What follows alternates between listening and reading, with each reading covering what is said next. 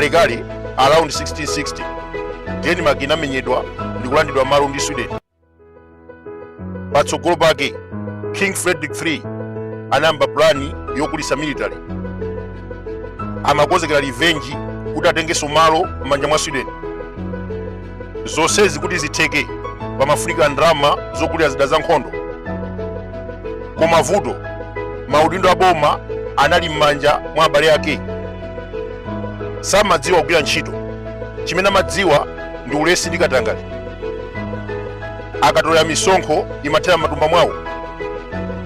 King Frederick III anapanga reform system, amalemba ntchito potengera qualification and experience. Aliyense ochita katangale anamangidwa komanso kuphedwa. Potero Denmark inali dziko loyamba kuthana ndi corruption. Ndikunena pano judiciary komanso civil service ndi achilungamo. Simungapeze jaji akupereka injunction yolesa boma kumanga anthu akatangale. Ku Denmark Frederick III anaphunzitsa anthu chilungamo. Ndikunena pano the happiest nation in the world. Anthu ake alandira masalale okwera, maphunziro aulere kuyambira ku Nazare up to university, opunduka, odwala, nkhalamba komanso makanda alandira mabenefiti kuboma. Ngakhale zipatala ndi zaulere. Denmark kuli misonkho yokwera kwambiri, koma anthu ake nosangalala. VAT mwachitsanzo kumalawi kuno tikudandaula kuti VAT ndi 17.5%, koma ku Denmark ndi 25%. Anthu olemera makampani amalipira misonkho yokwera kuyerekeza ndi ena. Kumalawi kuno amwenye makampani, anthu olemera komanso andale amazemba misonkho. Ku Denmark aliyense amapereka msonkho usatengera udindo. Ndiye boma limagwiritsa ntchito ndalamazo polipira zipatala ndi sukulu zaulere. Kwathu kuno timaona zipatala zaulere zosowa mankhwala. Olemera amapita kumwayi wathu private hospital, ena ku India. Denmark mabilioneya, nduna komanso anthu wamba amapita zipatala zofanana. 1994 sukulu yaulere ku primary opita kumeneko analosauka.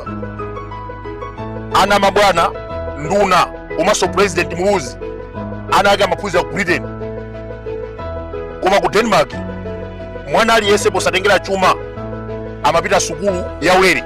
Ngakhale ndikunena pano mwana wa billionaire, wa munthu wamba, civil servant, mwana wa politician amaphunzira sukulu yaulere ku Denmark. Kumalawi kuno 1994 Bakili Muluzi anakhazikitsa sukulu yaulere opita kumene kwanalosauka. Anawo ana nduna za boma amaphunzira ku St Andrews Private School, ena anaphunzira ku Britain, America. Malawi ndi dziko lomvetsa chisoni chifukwa cha corruption. Majaji amayikira kumbuyo mbava. Mwachitsanzo Kolini Zamba anaba mabilioni ogulira mafuta.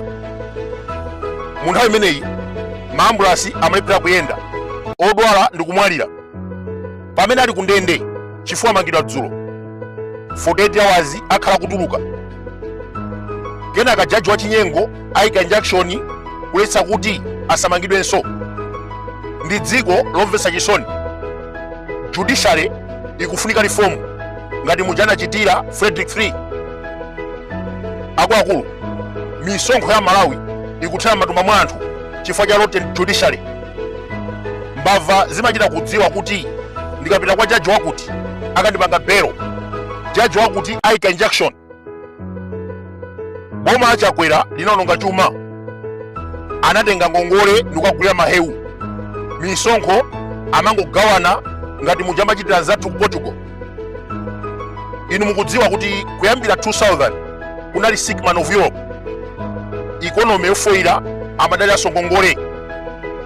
Pofika 2010 Portugal inakumana mavuto za chuma, anakweza misonkho ndi kuchepesa corruption. Zimenezi zinawathandiza ndipo lero ndi anthu ochita bwino. Koma Azasi Chakwera amatenga ngongole ku mabanki kumalipira maulendo akunja. kodi dziko likanasintha motani? Ireland yakhale kudalira ngongole kuyendesera chuma kuyambira 2000. Ireland imatenga ngongole ku mabanki. 7 years later kutachitika world financial crisis, mabanki anasiya kupereka ngongole, anavutika ndi kusowa mtengo ogwira. 2010 atalandira mabiliyoni kuchokera ku European Union, anakweza misonkho. Ndikuna pano Ireland international credit rate ndi chimodzimodzi Britain. Maiko ambiri olemera amadalira ngongole mbuyo. Greece, Cyprus zinachitikanso, koma chimene anachita anakweza misonkho ndi kuchepetsa corruption. Lazarus Chakwera amafinya zithupsa, koma daily amakwera ndege. Forex imafunika kugula petrol, iyeyu amapita ku Germany kwakwera njinga. Democratic Progressive Party yakweza VAT ndi 1%. Akuyenera kuonetsetsa misonkho ikupindula Malawi ngati muja kuchitira zathu ku Denmark. In addition, Professor Mutharika achite reform judiciary. Potero aliyense anasola misonkho adzandira chilango. Taona ni President Chakwera anabaga lufu wa boma, anapita ku court nukatenga injunction. Koda gawa amenewa anagwa ndalama zake. Anthu ambiri anasola mabiliyoni muzaka zochepa, akamangidwa azipita ku court nukatenga injunction. Amene akuteteza mbava kumalawi kuno ndi majaji. Tikufuna reform ngati imene achitika ku Denmark mchaka cha 1660. Akuluakulu, history is the best teacher.